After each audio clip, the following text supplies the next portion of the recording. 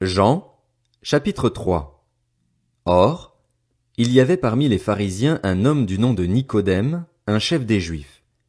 Il vint de nuit trouver Jésus et lui dit, Maître, nous savons que tu es un enseignant envoyé par Dieu, car personne ne peut faire ces signes miraculeux que tu fais si Dieu n'est pas avec lui.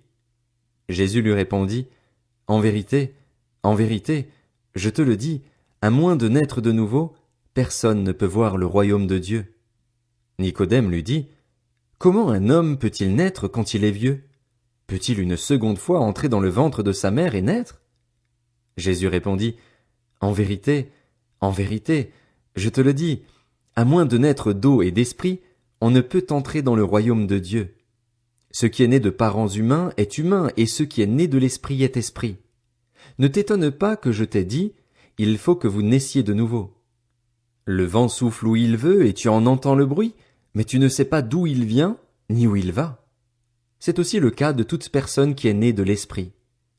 Nicodème reprit la parole et lui dit, Comment cela peut-il se faire? Jésus lui répondit, Tu es l'enseignant d'Israël et tu ne sais pas cela.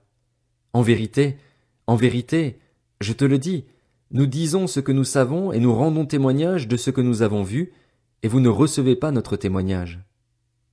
Si vous ne croyez pas quand je vous parle des réalités terrestres, comment croirez-vous si je vous parle des réalités célestes? Personne n'est monté au ciel, sinon celui qui est descendu du ciel, le Fils de l'homme qui est dans le ciel. Et tout comme Moïse a élevé le serpent dans le désert, il faut aussi que le Fils de l'homme soit élevé afin que quiconque croit en lui ne périsse pas, mais qu'il ait la vie éternelle. En effet, Dieu a tant aimé le monde qu'il a donné son Fils unique, afin que quiconque croit en lui ne périsse pas, mais ait la vie éternelle. Dieu, en effet, n'a pas envoyé son Fils dans le monde pour juger le monde, mais pour que le monde soit sauvé par lui. Celui qui croit en lui n'est pas jugé, mais celui qui ne croit pas est déjà jugé parce qu'il n'a pas cru au nom du Fils unique de Dieu. Et voici quel est ce jugement. La lumière est venue dans le monde et les hommes ont préféré les ténèbres à la lumière parce que leur manière d'agir était mauvaise. En effet, toute personne qui fait le mal déteste la lumière et elle ne vient pas à la lumière pour éviter que ses actes soient dévoilés. Mais celui qui agit conformément à la vérité vient à la lumière afin qu'il soit évident que ce qu'il a fait, il l'a fait en Dieu.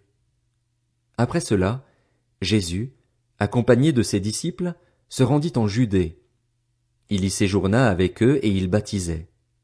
Jean aussi baptisait à Hénon, près de Salim, parce qu'il y avait là beaucoup d'eau, et l'on s'y rendait pour être baptisé. En effet, Jean n'avait pas encore été mis en prison. Or, une discussion surgit entre les disciples de Jean et un juif au sujet de la purification. Ils vinrent trouver Jean et lui dirent, Maître, celui qui était avec toi de l'autre côté du Jourdain et à qui tu as rendu témoignage, le voilà qui baptise, et tous vont vers lui. Jean répondit, Un homme ne peut recevoir que ce qui lui a été donné du ciel. Vous-même m'êtes témoin que j'ai dit, Moi, je ne suis pas le Messie, mais j'ai été envoyé devant lui. Celui qui a la mariée, c'est le marié, mais l'ami du marié, qui se tient là et qui l'entend, éprouve une grande joie à cause de la voix du marié. Ainsi donc, cette joie qui est la mienne est parfaite. Il faut qu'il grandisse et que moi, je diminue. Celui qui vient d'en haut est au-dessus de tous. Celui qui est de la terre est de la terre, et il parle des réalités terrestres. Celui qui vient du ciel est au-dessus de tous, il rend témoignage de ce qu'il a vu et entendu, et personne n'accepte son témoignage.